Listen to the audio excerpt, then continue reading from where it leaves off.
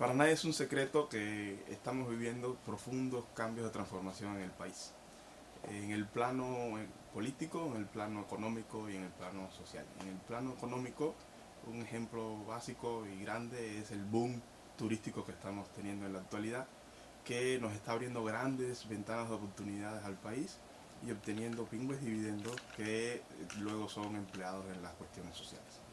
En un plano más interno, estamos en un proceso de reestructuración empresarial importante que nos obliga como sociedad a ser más eficientes en todo. En lo que respecta a la universidad, a preparar muchísimo mejor a nuestros estudiantes.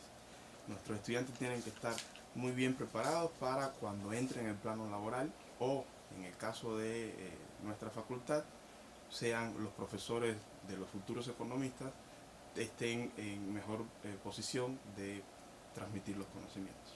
Y en ese sentido es que traigo la propuesta de analizar aspectos que tienen que ver con la necesaria creación de empresas nuevas en este proceso de reestructuración y en la ampliación de empresas ya establecidas. Se ha dejado en algunas oportunidades un tema poco explorado y se ha dejado poco de lado el tema de las barreras de entrada a la industria.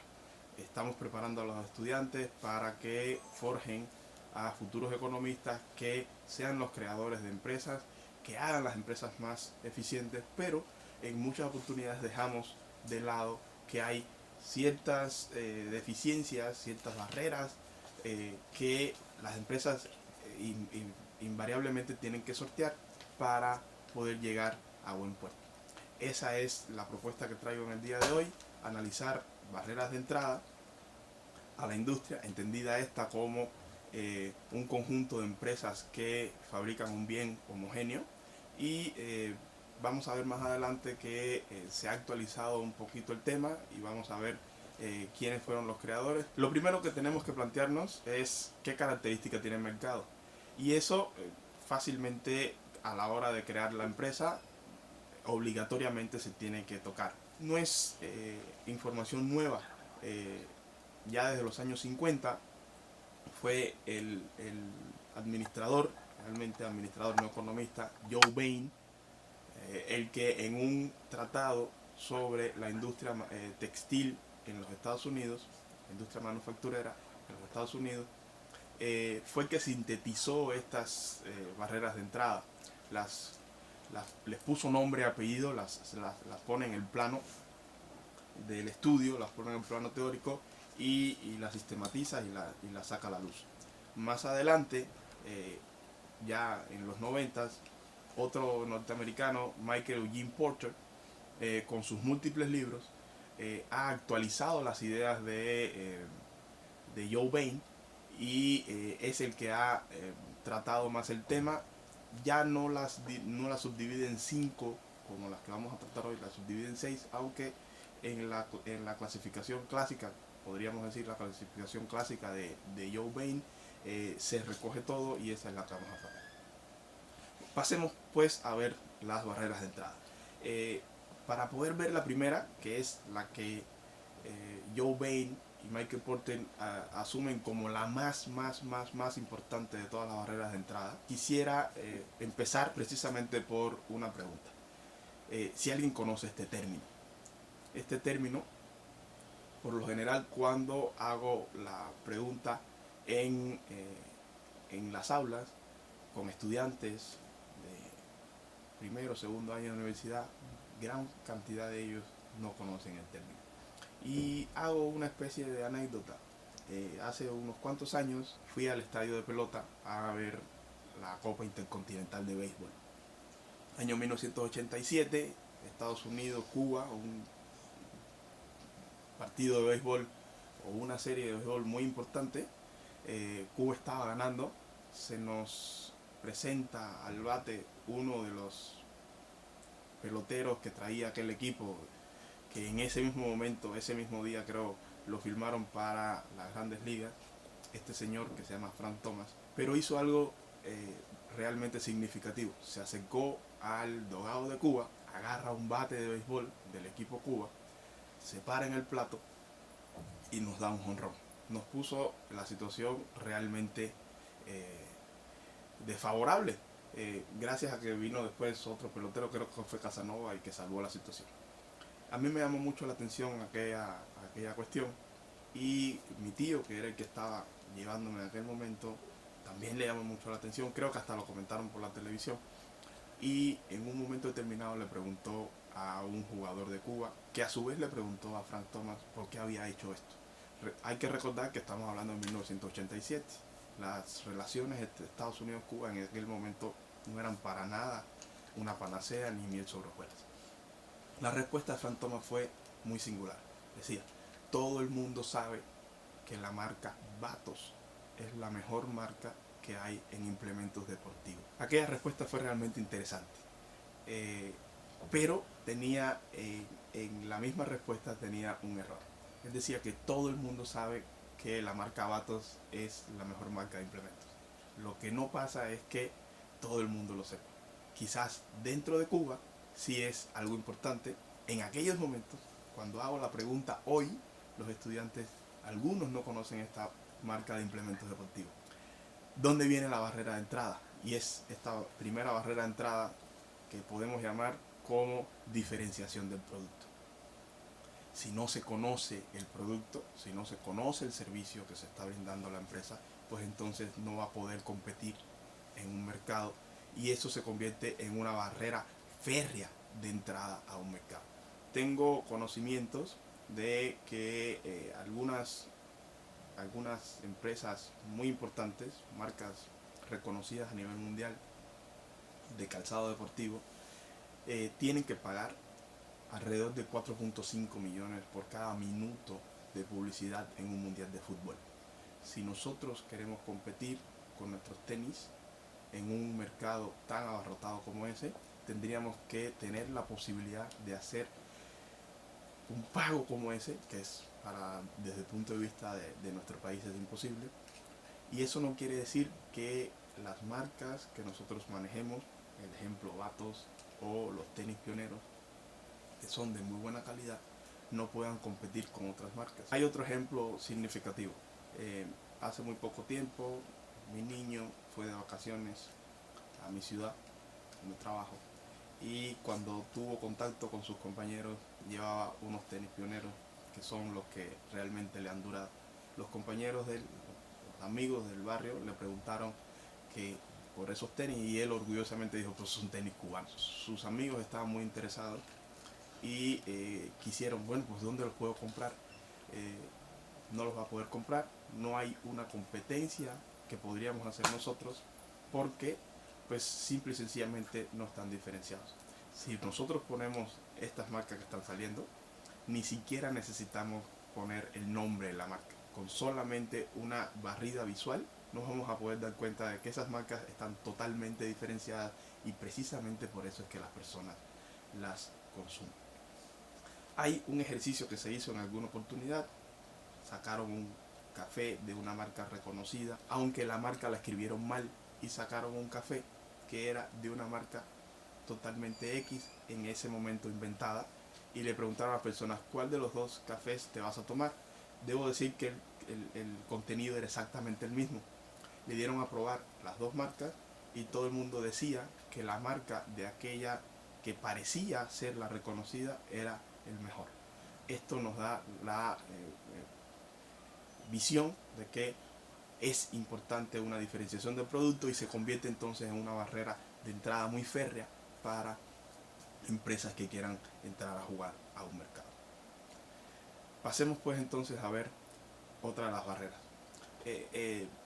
Para poder entender esta, traigo un ejemplo que me gustaría que se analizara esta imagen. En esta imagen lo que estamos viendo es una plaza en una ciudad de México, una plaza muy grande. Y en la otra imagen lo que estamos viendo es que en esa plaza los mosaicos del pasillo central son distintos y diferentes. Esto también tiene un basamento económico y está muy ligado a otra de las barreras de entrada.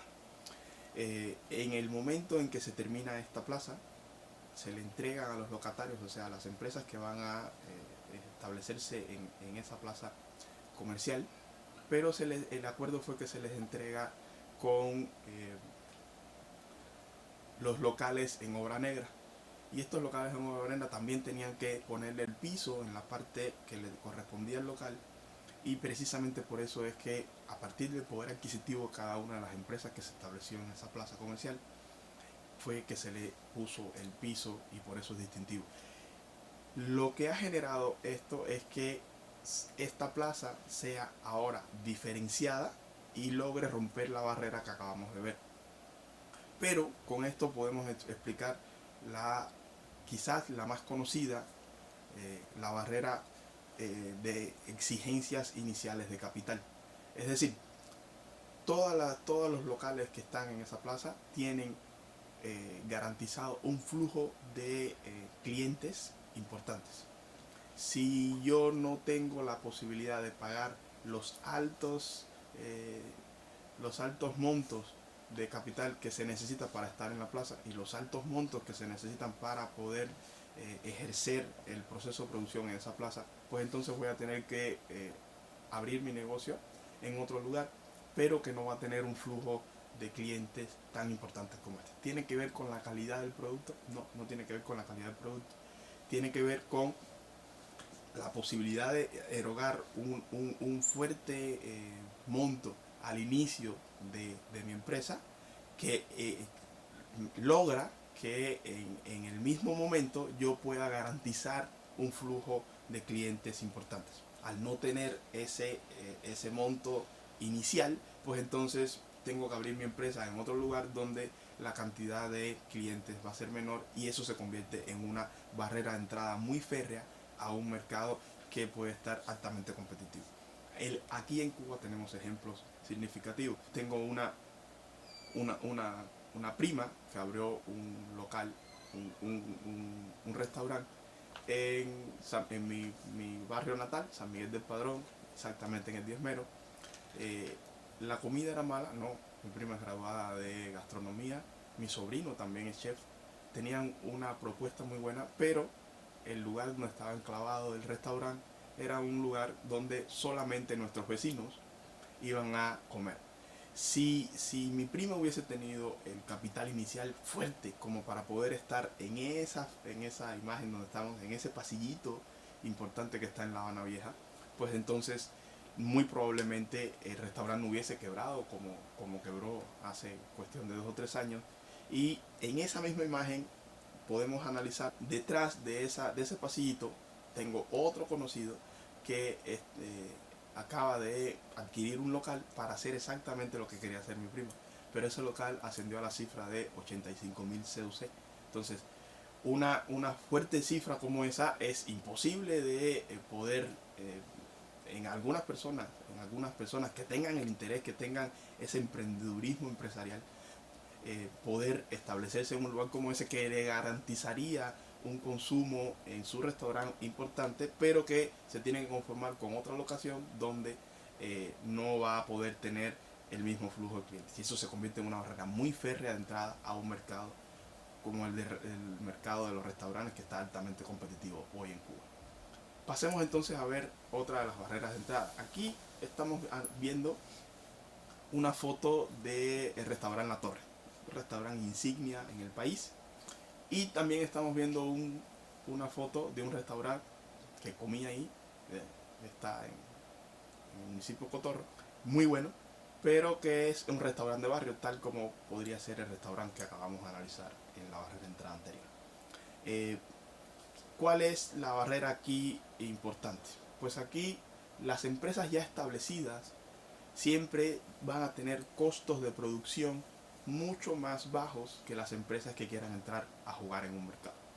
Es decir, las empresas ya establecidas como el restaurante La Torre, que lleva muchísimos años de experiencia, tiene costos de producción mucho más bajos. ¿Por qué? Porque tiene un know-how mucho más sólido, tiene un proceso productivo mucho más refinado que un restaurante que pueda entrar.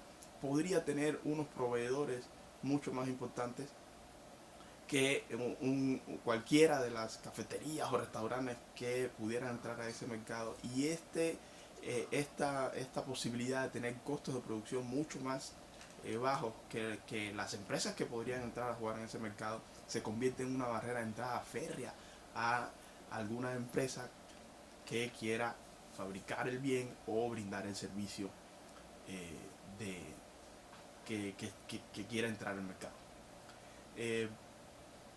Y esto pues se nos hace como país, se nos hace realmente importante porque, por ejemplo, Cuba tiene pequeñas inversiones en el exterior.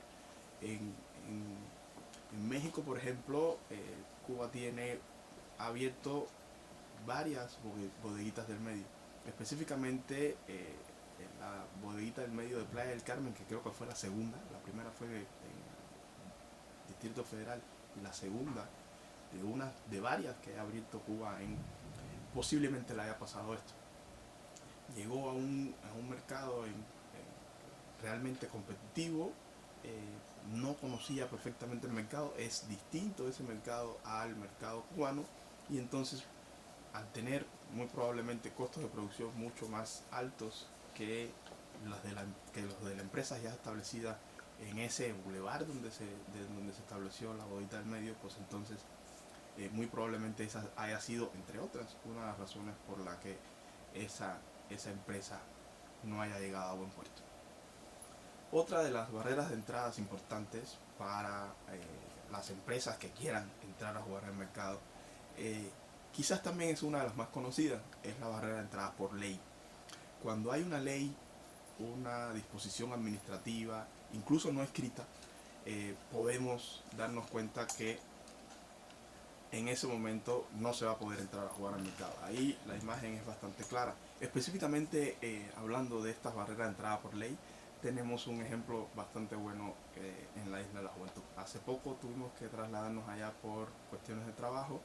Hay lugares turísticos realmente bellos y me llamó mucho la atención que hay uno de los lugares más significativos para hacer un proceso turístico ahí importante, y me confirmaron que ahí no se puede porque estamos hablando de la Reserva Ecológica Los Indios, un lugar bellísimo. Si se llegara a desarrollar algún proyecto turístico en ese lugar, incluso podría sacar del juego al resto de los lugares turísticos que hay en Isla de la Juventud o perder preponderancia, pero por ley, por disposición administrativa, porque es mucho mejor para el país mantener una zona ecológica ahí, pues entonces ahí no hay posibilidades de entrar las empresas. Esto por lo general conduce a la creación de monopolios naturales, que podríamos analizarlo en alguna otra intervención, pero que después de un análisis un poco más serio nos damos cuenta que no necesariamente tiene que ser perjudicial el hecho de que exista un monopolio natural. Texas, por ejemplo, es un ejemplo de un monopolio natural que está dando buenos resultados. Hay algo que también funciona como una barrera de entrada, y en ese caso nos estamos refiriendo al precio límite. Este concepto a veces es un poco difícil de entender, pero realmente es un concepto realmente simple. Analicemos el concepto. Dice, es el precio más alto que las empresas ya establecidas creen que pueden fijar sin inducir a la entrada de nuevos competidores. Y yo cuando estoy frente a mis estudiantes y imparto esta clase, muchas de las veces les digo, podemos verlo como el precio más alto o podemos verlo como el precio más bajo. Ahora cuando analicemos el ejemplo nos vamos a dar cuenta que las dos cosas nos sirven y cada quien va a poder tomar partido por cómo lo va a poder entender mejor. Dentro del análisis de este concepto de precio límite también tenemos un concepto que es el concepto de condición de entrada. No es más que el margen que tienes que tener entre el costo de producción y el precio de venta para tener un margen de utilidad dentro de un rango que te permita estar jugando en ese mercado. Analicemos entonces un ejemplo, esta vez utilizado con líneas aéreas. No es un ejemplo 100% real, pero sí tiene características de cómo funciona el mercado, y vamos a utilizar nuestra compañía aérea, Cubana Aviación, para que se pueda ver que nos afecta el no conocimiento de esto, y pues la posible solución. Supongamos que tenemos un mercado ya establecido de líneas aéreas que viajan desde La Habana haciendo escala en el aeropuerto de Barajas en España para llegar hacia Moscú. Aquí tenemos entonces más o menos cómo está establecido ese mercado. Aeroflot, que es la empresa líder, ya habíamos tocado el tema de que las empresas líderes siempre tienen costos de producción mucho menores a las empresas que quieran entrar a un mercado y mucho menores que también que las empresas no líderes. Entonces Aeroflot podríamos decir que tendría un precio de venta de $900. Esto nos da un margen de utilidad de $380, un margen de utilidad bastante alto porque sus costos de producción estarían rondando los $520. Iberia, que sería otra de las empresas que estaría brindando ese servicio, tendría un precio de venta de $870 más o menos, con también un muy buen margen de utilidad de $290 porque su costo de producción aumenta un poco más y estaría fijado en 580. Y así sucesivamente, una de las empresas, la S7, Alitalia 850, 230, S7 Airlines, que no es más que una subsidiaria de la gran empresa líder Aeroflot, tendría un precio de venta de 800, un costo de producción bastante más alto de $690 y un margen de utilidad de 110. ¿Qué pasaría? Hagamos el ejercicio. ¿Qué pasaría si Aeroflot determinara aumentar su precio de venta? Si Aeroflot determinara aumentar su precio de venta, podría hacerlo.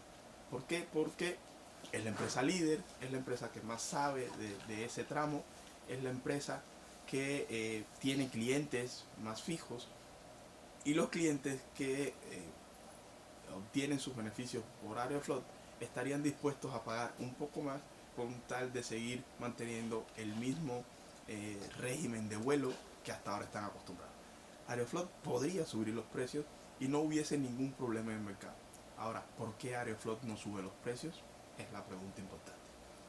Si Aeroflot subiera los precios y, por ejemplo, determinara que fueran $1000 el precio del boleto, seguiría teniendo su costo de producción en 520 y aumentara considerablemente su margen de utilidad y en estos momentos pasaría a ser $420.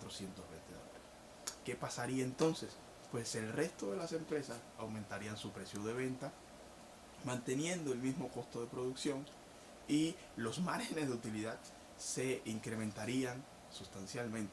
Ahora, en el mismo momento que la empresa líder determine aumentar sus precios de venta, va a pasar que en ese mismo momento hay otras empresas que encontrarán atractivo el mercado e intentarán entrar en ese mercado porque no importa que tengan un costo de producción mucho más alto, ahora pasarían a estar dentro del rango o de la condición de entrada y estarían obteniendo dividendos. ¿Qué pasaría entonces? El mercado se fraccionaría, en vez de ser 4 empresas las que se estarían distribuyendo los pasajeros, entonces se tendría que distribuir los pasajeros entre 5 empresas. Y es precisamente por eso que la línea Aeroflot, en este caso, en este ejemplo, no aumenta el precio de venta porque sigue siendo la empresa líder, sigue manteniendo los índices más altos de utilidad y evita con ese precio, por eso decimos precio más alto o más bajo, que las empresas líderes pretenden mantener en el mercado sin inducir a que entrara otra empresa a jugar.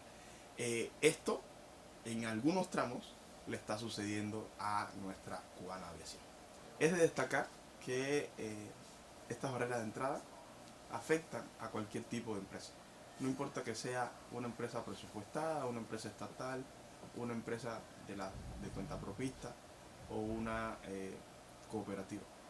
Es importante saber que en la creación o la ampliación de nuevas posibilidades empresariales, invariablemente vamos a tener que lidiar con estas barreras de entrada y mientras más preparados estemos, mientras mejor sepamos,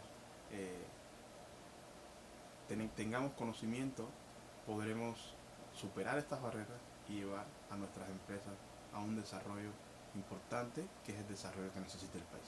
¿Es el fin entonces? Tendríamos que ya echarnos a llorar porque pues existen las barreras de entrada y no ¿Tenemos forma de sortearla? Pues por supuesto que no. ¿Cómo podemos pasar de aquí, de esta imagen, a esta imagen? Pues tengo malas noticias. No hay una receta mágica, no hay una solución de solo agréguele agua y listo, resolvemos el problema.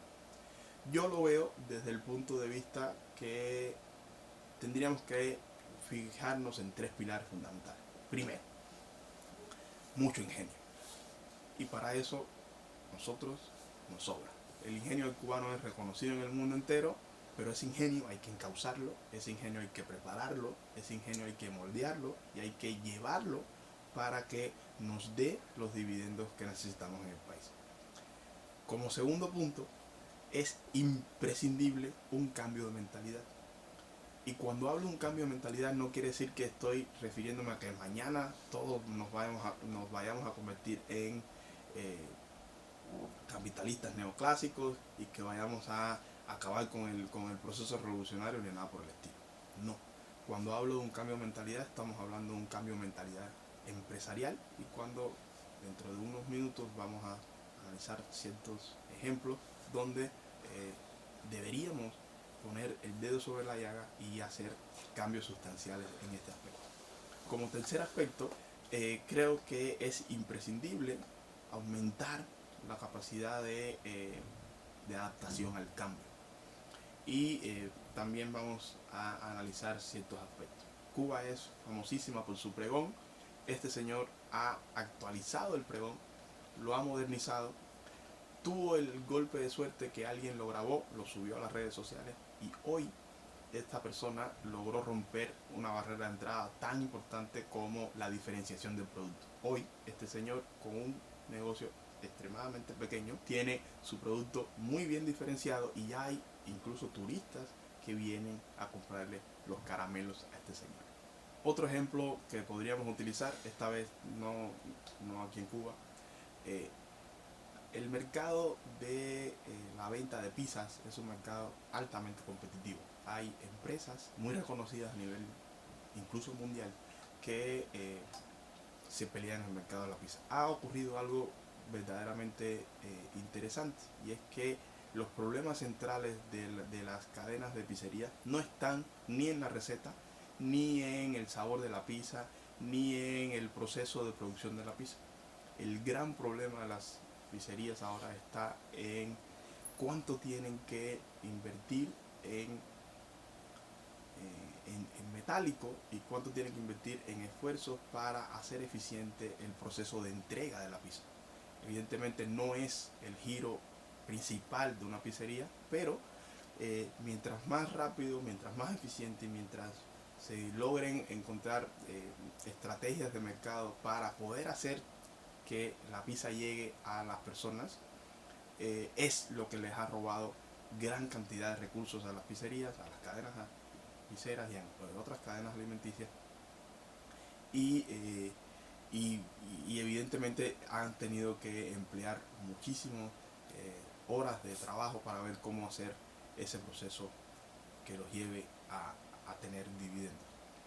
Hay una empresa importante que se dio cuenta, una empresa que quería empezar, ya empezó hace unos cuantos años, que quería empezar en ese mercado, un mercado altamente competitivo. Esta empresa se dio cuenta que sus recursos eran nimios en comparación con lo que tenía que erogar para poder entrar en ese mercado y estar a la misma altura de entrega de las otras pizzerías.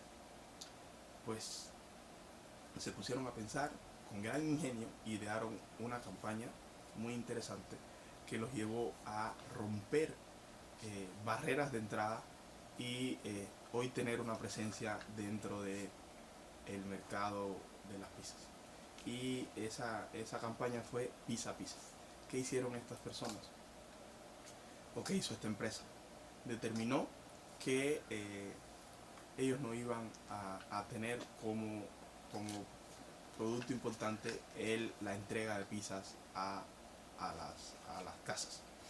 Lo que determinaron fue: si usted como cliente viene a la pizzería y me evita a mí tener que llevarle la pizza, le voy a garantizar dos cosas. Una, que la pizza va a estar justo en el momento que usted llega, hecha, no va a tener que esperar absolutamente nada. Y dos, que en vez de llevarse una, se va a llevar 2 pizzas. Evidentemente, con gran ingenio, lograron con esta campaña llevarse un gran porcentaje de mercado. Se evitaron tener que gastar, emplear recursos dentro de el delivery, la entrega de las pizzas a los hogares. Y realmente, si uno lo analiza, no le salió mucho más caro incorporar otro producto que entregar la pizza a la casa. Entonces, el ingenio es importantísimo para poder sortear las barreras de entrada.